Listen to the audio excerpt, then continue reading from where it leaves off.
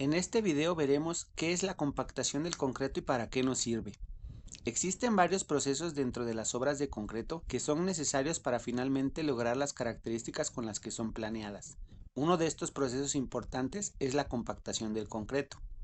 Al compactar el concreto, se busca crear una masa monolítica a lo largo de todo el colado, que la cimbra alcance un mismo nivel de superficie terminada, que el aire atrapado sea removido, que todo el refuerzo y los elementos embebidos queden envueltos por una mezcla homogénea y finalmente que el concreto alcance la resistencia para la que fue diseñado. El proceso de compactación se divide en dos etapas. Durante la primera etapa el concreto se licúa al tiempo que se obtiene un mismo nivel en la superficie. La licuación de la mezcla separa el agregado grueso que normalmente se encuentra empaquetado entre mortero y agrupado entre sí, lográndose así una mezcla más homogénea. Esta etapa se da en los primeros segundos de haber iniciado la compactación. La segunda etapa requiere algo más de tiempo y es durante esta cuando se expulsa el aire que se encuentra atrapado en la mezcla y con esto se densifica el concreto, lo que tiene gran importancia al aumentar la resistencia final del concreto. Por esto es necesario que la compactación del concreto se mantenga hasta lograr que la mayoría de las burbujas de aire sean removidas de la mezcla. Esto se da entre los 15 a 20 segundos normalmente. Si bien existen diversos métodos para compactar el concreto, como puede ser el varillado, el apisonado, el método mayormente utilizado es el que conocemos como vibrado del concreto. Algunos factores del concreto en edad temprana que afectan al proceso de vibrado son los siguientes. Los concretos con pocos finos y bajo revenimiento son difíciles de vibrar, requieren más tiempo y potencia de vibrado y aun con las condiciones adecuadas pueden presentarse oquedades y porosidad. Los concretos con muchos finos y alto revenimiento pueden sufrir segregación y sangrado excesivo. El tamaño y forma del agregado también tienen un impacto en el vibrado, ya que si los agregados son más redondeados, la energía de vibrado que se ocupa es menor comparada contra agregados menos uniformes. Por las razones anteriores, el diseño de la mezcla juega un papel importante en el proceso de vibrado. Sin embargo, la gran mayoría de las mezclas actuales no presentan ninguna de esas deficiencias, por lo que el problema del sobrevibrado es menos común de lo que se piensa y por el contrario, la falta de vibrado puede llegar a ser más común y más dañina. El problema de la falta de vibrado o compactación en el concreto repercute fuertemente en la resistencia última alcanzada, ya que entre más aire quede atrapado en la mezcla, menos denso es el concreto y más espacios discontinuos internos se tienen por donde pueden presentarse grietas por sobreesfuerzos debidos a esa discontinuidad.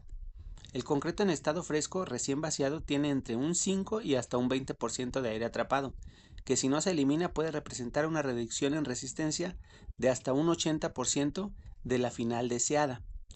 La permeabilidad también se reduce con el correcto vibrado del concreto y en cierta medida también la resistencia a la abrasión de la superficie puede mejorarse. Sin embargo, esto último sí debe cuidarse que no exista un sangrado excesivo o se puede presentar una capa de finos en la superficie que afecte a la resistencia de abrasión. Dos tipos de equipo para vibrar son comunes en la construcción, el vibrador de inmersión y la regla vibratoria. El vibrador de inmersión está formado por una carcasa tubular con un peso oscilante interno que es el que produce el efecto de vibrar. Esta carcasa se une a un motor, ya sea de diésel o eléctrico, y normalmente están unidos por una manguera. Una regla general para elegir el tipo de vibrador más adecuado es elegir el mayor diámetro posible, aunque muchas veces este queda limitado por el espacio que se tenga entre el refuerzo, cimbra y otros embebidos. En cuanto a la frecuencia de vibrar, los que tienen alta frecuencia son mejores para concretos de revenimiento alto y agregado grueso pequeño, y los de baja frecuencia son mejores para bajos revenimientos y un mayor de diámetro de agregado. Algunas buenas prácticas al utilizar este tipo de vibrador son las siguientes. Deben sumergirse de forma vertical y lo más pronto posible después del vaciado. Deben dejarse sumergidos hasta percibir que ya no salen más burbujas de la mezcla, normalmente entre 15 a 20 segundos. El vibrador debe ser retirado de forma lenta y se repite el proceso en lugares cercanos a la primera inmersión, para ayudar a la mejor compactación. No debe utilizarse nunca el vibrador para empujar el concreto de manera horizontal. Debe también evitarse que el vibrador golpee la cimbra o el acero de refuerzo para evitar problemas de marcas de quemaduras o desacomodos del acero, entre otros problemas. En cuanto a la regla vibratoria, la más común está formada por un par de vigas paralelas que se conectan a uno o más motores que generan la vibración hacia las vigas y éstas la transmiten al concreto. Estos equipos son utilizados para compactar zonas planas como pavimentos y pisos industriales, y la forma en que transmiten la vibración es de manera vertical. Esto último es importante porque el efecto se reduce con la profundidad, por lo que son más efectivos en espesores no muy grandes, siendo mejor su efecto en espesores menores a 20 centímetros. Otra característica importante es la velocidad con la que se realiza el arrastrado del equipo, siendo mejor mantenerla entre 0.5 metros por minuto para losas de mayor espesor a 1.0 metros por minuto en losas más delgadas. Este tipo de equipo no es recomendable en concretos con revenimientos mayores a 7.5 centímetros, ya que pueden generar excesos de mortero fino en la superficie, afectando su resistencia a la abrasión.